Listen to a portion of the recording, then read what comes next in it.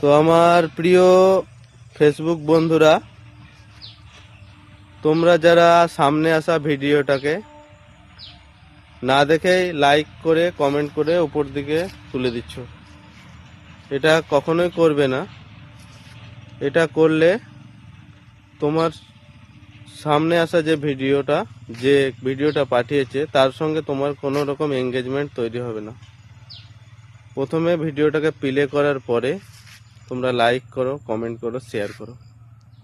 এতে কি হবে, তুমি যখনই ভিডিও ছাড়বে তোমার ভিডিওটা তার কাছে গিয়ে পৌঁছাবে, যেহেতু তুমি তার ভিডিওটাকে প্লে করেছো, লাইক কমেন্ট করেছো, সেই জন্য।